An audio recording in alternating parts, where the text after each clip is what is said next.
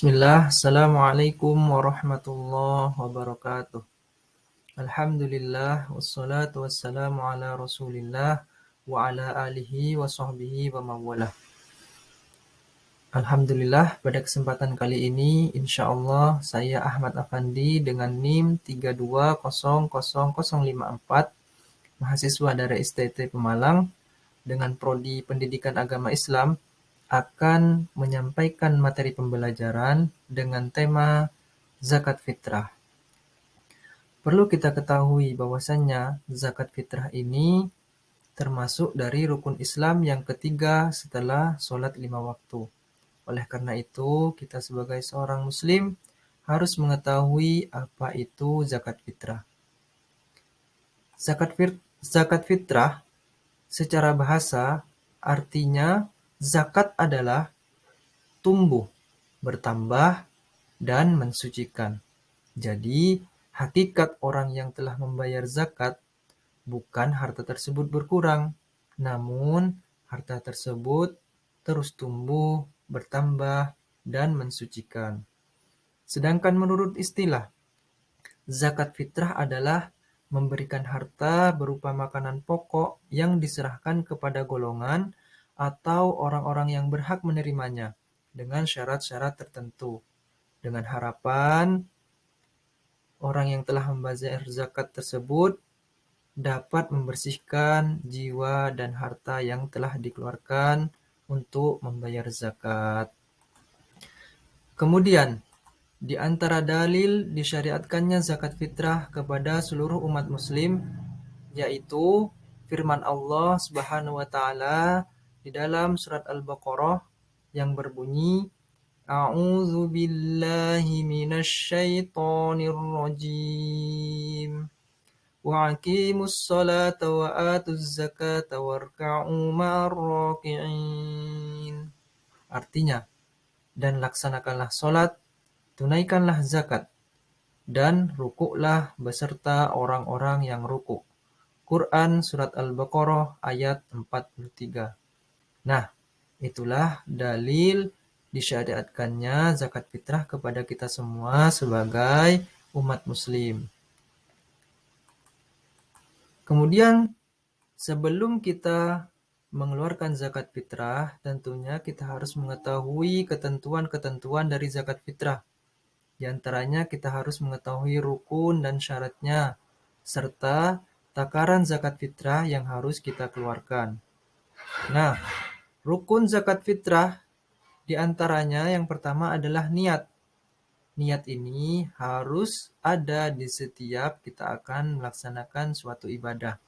Dan niatnya hanya mengharap pahala dari Allah Subhanahu wa taala agar kita mendapatkan pahala yang sempurna dari Allah Subhanahu wa taala.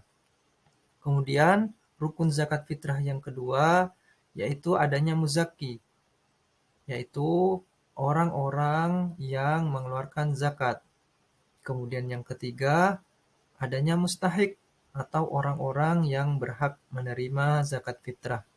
Di antaranya Allah telah tetapkan di dalam surat At-Taubah ayat 60, para penerima zakat fitrah ini di antaranya adalah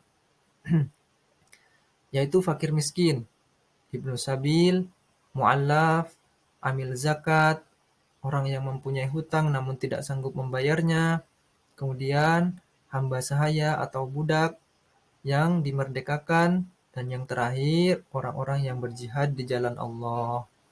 Kemudian rukun zakat fitrah yang keempat adalah adanya makanan pokok. Jadi orang yang akan mengeluarkan zakat fitrah harus mempunyai makanan pokok yang lebih dari kebutuhannya. Nah, itulah rukun zakat fitrah. Kemudian apa saja syaratnya? Syaratnya orang yang akan mengeluarkan zakat fitrah, dia harus menemui tenggelamnya matahari di akhir bulan Ramadan. Karena zakat fitrah ini dikeluarkan sebelum hari raya Idul Fitri. Yang kedua, memiliki makanan pokok lebih dari kebutuhan di malam hari raya dan di siang harinya, baik untuk dirinya, keluarganya, dan orang-orang yang dinafkahinya. Kemudian syarat yang terakhir adalah niat mengeluarkan zakat fitrah untuk dirinya, keluarganya, dan orang-orang yang dinafkahinya. Nah, setelah kita mengetahui syarat dan rukunnya, kita juga harus mengetahui takarannya. Berapa sih takaran zakat yang harus kita keluarkan? Rasulullah Shallallahu Alaihi Wasallam bersabda, "Farada Rasulullah Shallallahu Alaihi Wasallam, sadaqatal fitri, ala dzakari wal unsa, wal hurri wal mamluki, so'an min tamrin, au so'an min sya'irin."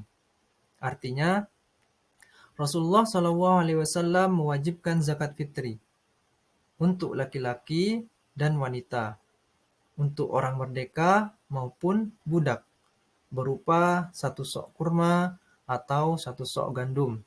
Hadis riwayat Bukhari dan Muslim. Nah, itulah takaran dari zakat fitrah. Satu sok atau sama dengan 4 mud. Satu mudnya yaitu adalah satu cakupan tangan dari orang yang dewasa. Biasanya kalau kita di Indonesia, karena makanan pokoknya adalah beras, yang telah ditetapkan yaitu 2,5 kilogram beras, seperti itu. Nah, itulah beberapa ketentuan sebelum kita melaksanakan atau mengeluarkan zakat fitrah. Setelah orang tersebut mengeluarkan zakat fitrah, apa hikmah yang akan didapat? Hikmahnya setelah kita membayar zakat, yang pertama adalah membersihkan harta dan jiwa pembayar zakat dari sifat kikir, tamak, dan rakus. Kemudian yang kedua, membantu orang yang kesusahan atau kesulitan dari segi ekonomi. Yang ketiga, mendorong manusia untuk berjiwa sosial dan peduli terhadap sesama. Kemudian yang keempat, mendorong manusia untuk bersikap jujur dan bertanggung jawab atas harta yang telah dimilikinya, karena kelak akan dimintai pertanggungjawaban oleh Allah Subhanahu wa taala kepada kita atas nikmat yang telah diberikan kepada kita semuanya. Yang terakhir, mengingatkan manusia bahwa harta dan kekayaan hanyalah titipan dari Allah Subhanahu wa taala semata, yang semuanya akan dimintai pertanggungjawaban. Dan dengan harapan ini semua bisa bermanfaat bagi kita, baik di kehidupan dunia dan di kehidupan akhirat. Oleh karena itu, marilah kita dapat mengeluarkan zakat fitrah ini sesuai apa yang telah ditentukan dan disyaratkan Allah Subhanahu wa taala di dalam Al-Qur'an dan hadis-hadis Nabi Shallallahu alaihi wasallam. Dengan demikian, berakhir pula pembahasan kita pada materi pembelajaran zakat fitrah ini, dan semoga yang sedikit ini bisa bermanfaat. Saya ucapkan terima kasih atas perhatiannya. Jazakumullahu khairan, barakallahu fikum. Semoga bermanfaat dan bisa kita amalkan di kehidupan kita sehari-harinya. Assalamualaikum warahmatullahi wabarakatuh.